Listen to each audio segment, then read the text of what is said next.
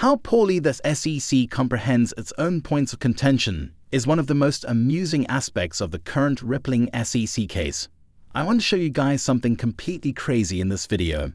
Hello, and welcome back to XRP Ripple News, where we bring you the most recent and intriguing XRP news.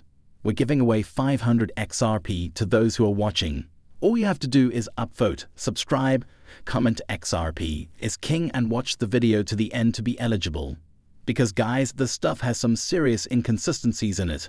The SEC stated in their most recent summary judgment brief that they sent to the judge, and is actually unenforceable since the SEC is trying to convince the court that XRP is a security despite the fact that their own justifications show that this is illogical. I want to discuss that with you guys in this video as well. Hester's purse is leaking some extremely intriguing remarks, and as this is Jeremy Hogan's final video, I'd like to share with you all Jeremy Hogan's perspective of the outcome of the Ripple SEC case. In order to get this film started, I want to discuss a really intriguing statement that just came out of Hester's pocketbook. Now gentlemen, Hester Peirce is someone who I find to be really perplexing. She has said some really significant things about how the SEC has not provided Bitcoin companies with any clarification. And this surely helps the court see that, hey, Ripple probably never received adequate notice. Guys, except for that, the Hester Peirce hasn't done much to advance the cryptocurrency sector, and it appears that Gary Gensler has been simply running over her.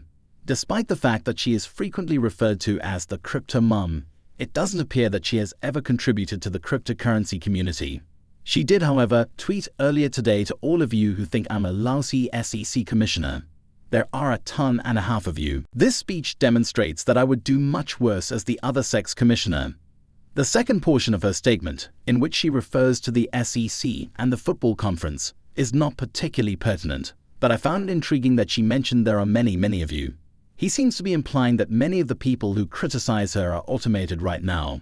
And folks, not only is this incorrect, but most of the haters aren't automated accounts. I believe she's simply trying to make herself feel better.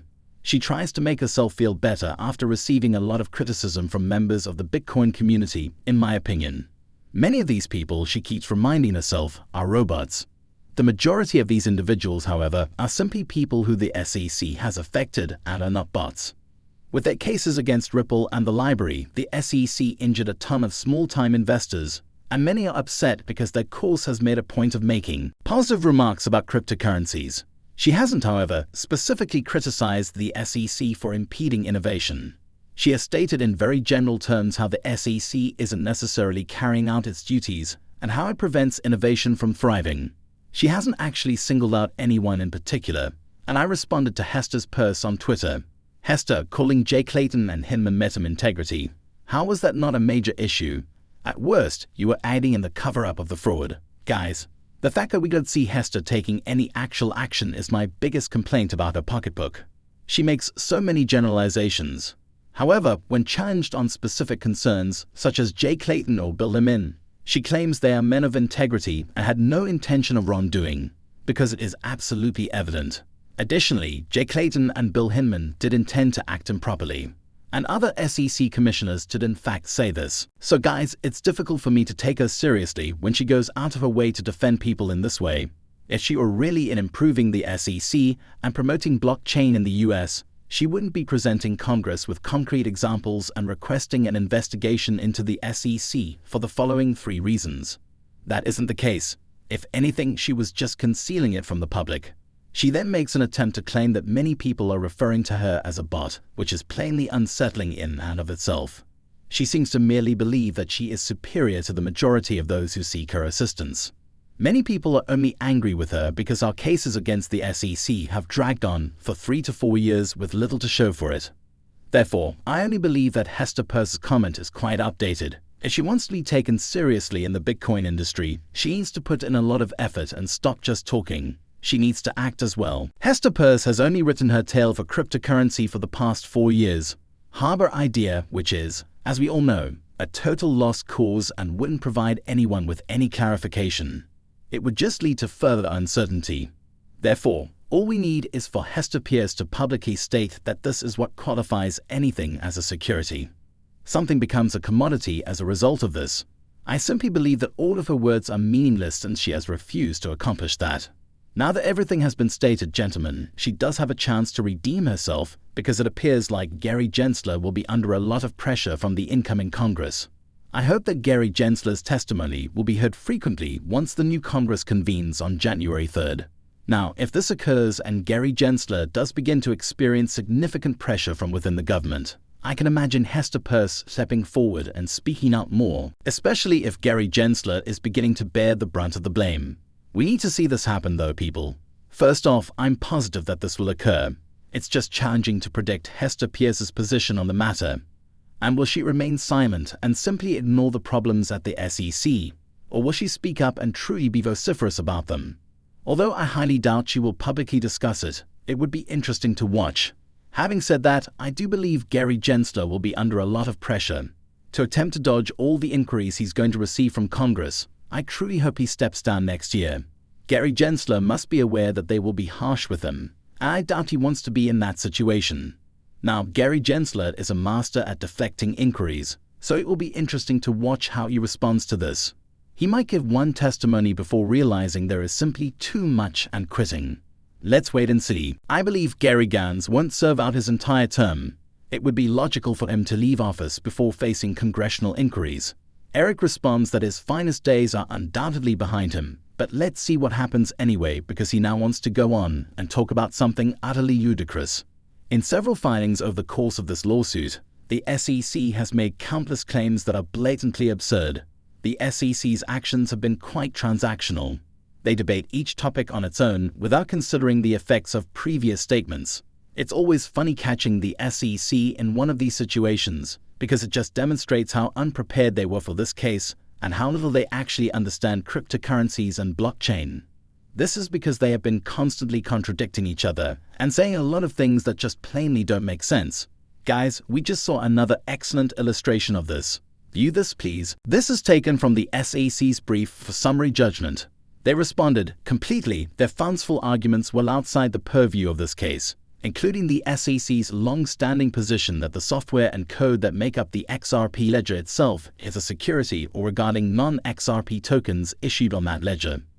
Therefore, based on that argument against Ripple, the SEC says that it is completely ridiculous to assume that the XRP ledger itself or any tokens issued on the XRP ledger would be securities. Guys, this is one of the most ridiculous arguments ever presented. Because XRP is a component of the XRP ledger and the code, it is present on the XRP ledger. As a result, the SEC's statement that, oh, well, that's just utterly nonsensical is absurd when the SEC responds, no, it's not at all, you just don't comprehend what you're dealing with. Even funnier is the subsequent section. Since they're trying to claim that XRP is a security, which is utterly illogical given that you literally need XRP to mint various XRPL tokens. The SEC is claiming that tokens produced on the XRP ledger might also be implicated is outside the purview of this case. The SEC asserts that XRP itself may qualify as a security. However, if you mint another token on the XRP ledger, you must employ the security XRP in order for it to be considered a security. Guys, that makes no logic, which is why it sounded utterly insane. Stefan, you already mentioned how ludicrous the reasoning is. Other tokens on the XRPL, according to the SEC, are not securities. However, as the ledger only functions with Ripple securities as spam protection, using these tokens requires using the XRP security. Guys, he's clearly being sarcastic at this very moment. It is totally illogical for the SEC to believe that my purchase of XRP to create a new coin on the XRP ledger involves Ripple in any manner. Another excellent illustration of the SEC intentionally placing themselves in a position where their justifications are rendered inapplicable. This is similar to what we discussed the other day when the SEC asserted that the LBC token is a security of the company library. However, the company library will soon be discontinued, but LBC will continue to trade on the market. How can LBC be a security of a business that is no longer in existence? Because the SEC never considered any of these possibilities. The SEC cannot avoid these facts since it demonstrates that the tokens themselves are not securities. All of their cases have been carefully considered. They fail to reach the proper conclusions. And this is just a fantastic illustration of the SEC, bringing something to the court's attention that demonstrates how absurd it is to refer to XRP as a security. Last but not least, gentlemen, in his most recent legal brief video, Hogan actually predicted who would win the Ripple SEC lawsuit. He genuinely predicted that Ripple had a 49% probability of triumphing. On the subject of there being no investment contract, he thinks Ripple will prevail. Hogan believes that the fact that the SEC was unable to uncover a single investment contract between Ripple and XRP investors will give Ripple the edge in this case. Guys, this is hardly a 50-50th situation. He provided 4 choices. He estimated the SEC's odds of victory at roughly 20%. So guys, it appears that Hogan is quite certain that Ripple will prevail in this. He claims at the outset of the films that he was only trying to cover his bases. Guys, I think Hogan truly believes that Ripple's prospects of winning are much higher. However, I'll take that either way. Guys, if you watch Ripple's video, you'll see that he actually makes a stronger case for his position. He believes that the SEC will have a difficult time addressing the issue of investment contracts since it is so wide. However, I just wanted to clarify that I entirely disagree with his prognosis. I am immensely appreciative of all that Hogan has accomplished.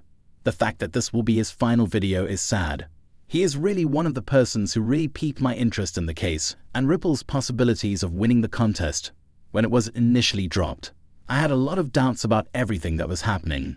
But Hogan really simplified things so that they were simple to understand, which inspired me to cover this case for this channel. We are extremely grateful to Hogan. We are grateful for everything he has done for the XRP community. And people, when we do win this case, I do believe he'll have one final video. Anyway, gentlemen, I really appreciate you being here. I hope this update was enjoyable.